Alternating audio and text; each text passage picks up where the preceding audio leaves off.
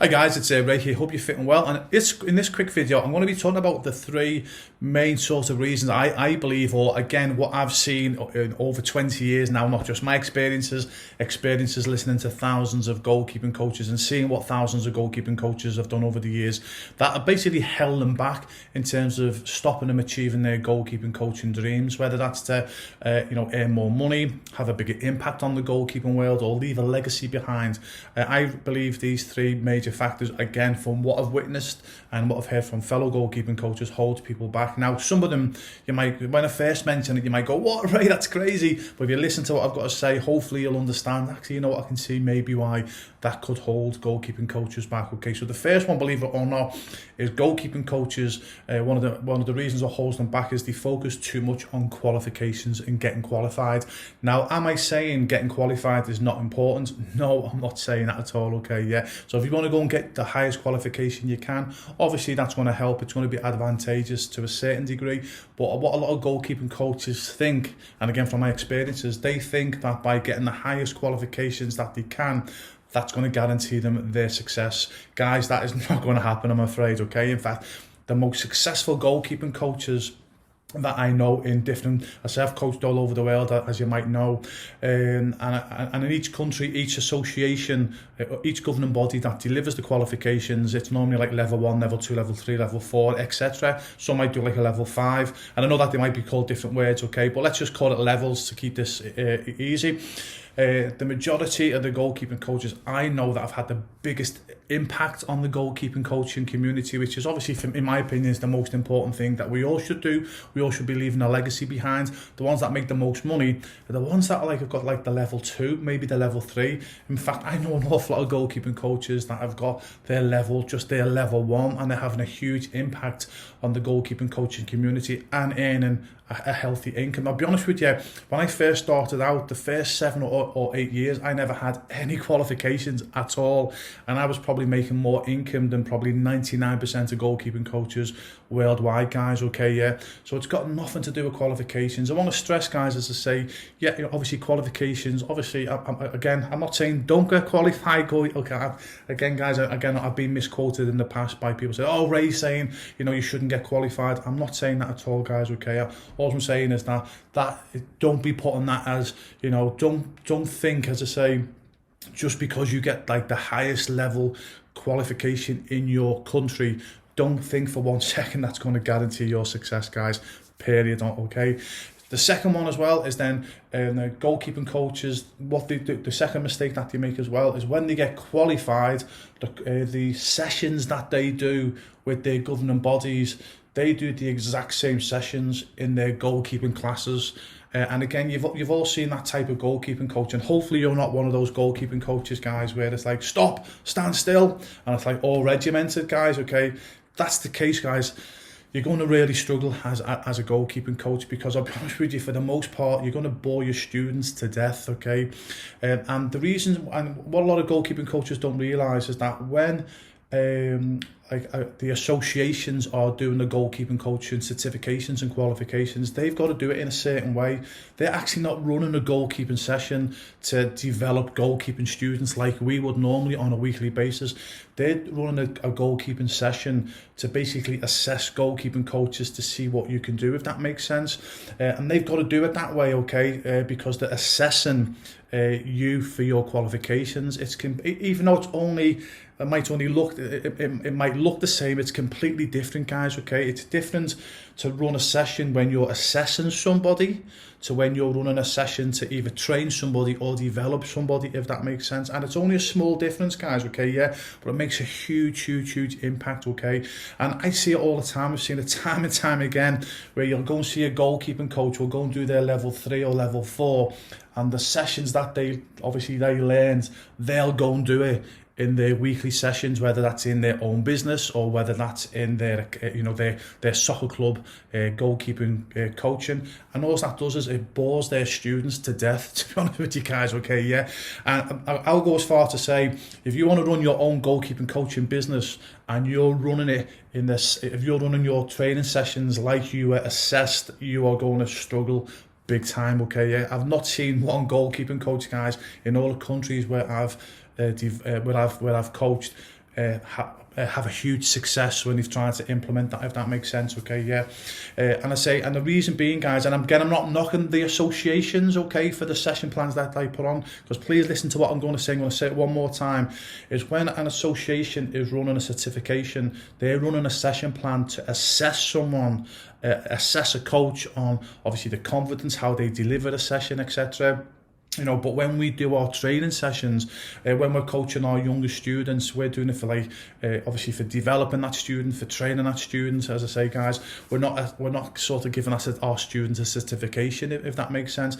Guys, it's only it's a small detail, but it makes a huge difference. Okay, yeah, it's important that you put your own stamp on your goalkeeping training sessions. It's so important as well that, you know, even though that you go and get your top qualification, as I say, guys, and I'm recommending everyone get the highest qualification that you can, but the best advice I can give you as well is go and check out as many other goalkeeping coaches as you can. Go and watch their sessions, go and watch independent goalkeeping coaches, actually go and watch successful independent goalkeeping coaches run their sessions. I'm talking like goalkeeping coaches who've been in business for 5, 10, 15, 20 years, because if you're in that, if you've been in business as a goalkeeping coach for over 20 years, you do, you know, or even over 5 years, or over 10 years, you're doing something right. Because remember, as an independent goalkeeping coach, their students are paying them as a goalkeeping coach, okay?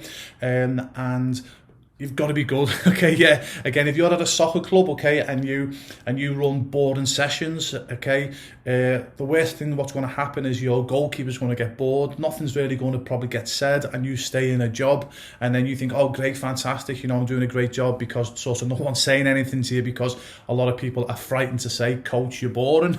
That's if you're in a soccer club. But if a parent or a goalkeeper is paying you for your coaching services and you don't deliver, quite rightly they'll just walk away and they'll go somewhere else to a goalkeeping coach that is going to develop them. So if you go and watch goalkeeping coaches, as I say, that they've been in business for 5, 10, 15, 20 years, they're doing something right. So yet still get your qualifications and still learn what your associations tell you, but get as much information as you can from successful goalkeeping coaches. And for me, I think, to be honest with you, you should be getting them from independent goalkeeping coaches, because like I said before, there's a lot of soccer coaches that have been, a lot of goalkeeping coaches that have been coaching for soccer clubs for years and years and years, and it's not because they're particularly a good goalkeeping coach, okay, yeah, they could be the most boring goalkeeping coach in the world. Like I've said in other videos, they could be the biggest arse licker, that's why they've got the job, or they could have the management could be their friends, that's why they've got the job.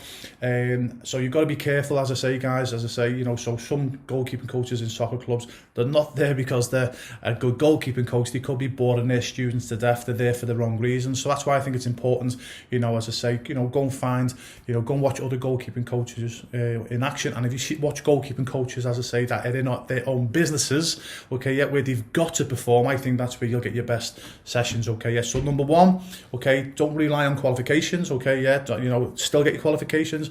And two as well, the qualifications that you learn when you're getting your certifications, don't necessarily, you need to change them when you put them into your session plans. And the third one as well is most goalkeeping coaches, they follow the herd. Okay, in anything in life, if you follow the herd, okay, yeah, if you follow the cattle, you'll eventually get slaughtered, okay, yeah, because when you follow the herd, that's where all the competition is, guys, and all the herd, and the majority of the herd, especially in the coaching world, is, right, let's get on that level, let's get on that level, let's get to that soccer club, so we can get to that soccer club, so we can get to that soccer club, and coaches are always chasing. So again, even though that they sign for a soccer club, straight away, they're looking for the next soccer club, the next biggest soccer club, for more, some of it might be to get more money, some of it might be for more ego as well, because there's a lot of coaches who coach not because of the money, but they coach because it's an ego thing. So if they're at such a club, they want to get to the next club because they want that, I'm at such and such a club. And again, each to their own, guys. I'm not knocking people for that, as I say, guys, each to their own, okay, yeah, I'm not here to do that.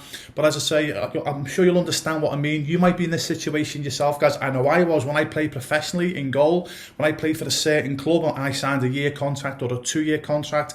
I was playing the best I could play because I wanted then to get to the next level. And then once I got that level, I wanted to get to that level. It's only natural to do that, guys. And that's the same with goalkeeping coaching. As soon as you get to one soccer club, for whatever reason, straight away, you're looking for that next opportunity.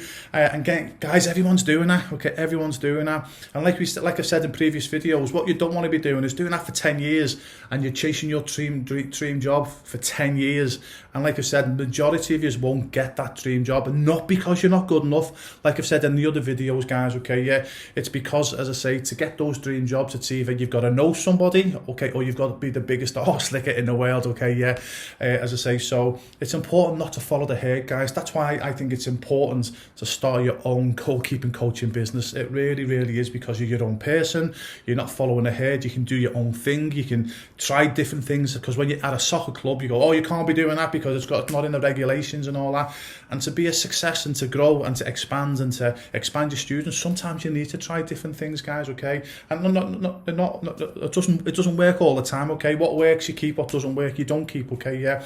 So for me, as I say, shouldn't follow the herd. That's why I'm so big. I believe every goalkeeping coach, okay, should have their own goalkeeping coaching business on the side. Now, whether you want to have your own goalkeeping coaching business and that's going to be your full-time focus and full-time income, for me, that's the way I believe everyone should go, I'll be honest with you. But if you're a goalkeeping coach that, you know, is happy coaching at a soccer club, I still believe you should have some type of part-time business on the side as well. And again, I've explained that in other videos why that's so important. So I hope that helps, guys. That's the 3 reasons why most biggest mistakes goalkeeping coaches make. Do you think qualifications is going to guarantee them their success? Not necessarily the case. In fact, 95% of the time, that's not the case at all.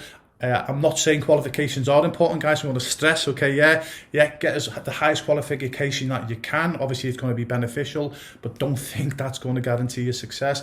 Also, it's so important, okay, whatever you learn when you're doing your certifications, etc., you've got to tweak it and change it when you're coaching in your weekly sessions, because it's completely, I don't want to say it's completely different. It's only very slight difference, but it's a big difference when you come to coaching for yourself. And third and foremost, don't follow the herd, guys, okay? Yeah, honestly, don't follow the herd, because like the herd eventually gets slaughtered, and so the chances are so will you. So I hope that helps, guys, okay? And that's why I think it's so important. Every goalkeeping coach should have their own goalkeeping coaching business, even though if it's something, as I say, even if it's only part-time. So I hope that helps, guys. Okay, I'll see you in the next video. Remember, if you're watching this video on anywhere like YouTube, etc., click the link below to see all the other videos that I do where I'm helping goalkeeping coaches, obviously, to achieve their goalkeeping coaching dreams. Okay, yeah, so have a good day. All the best.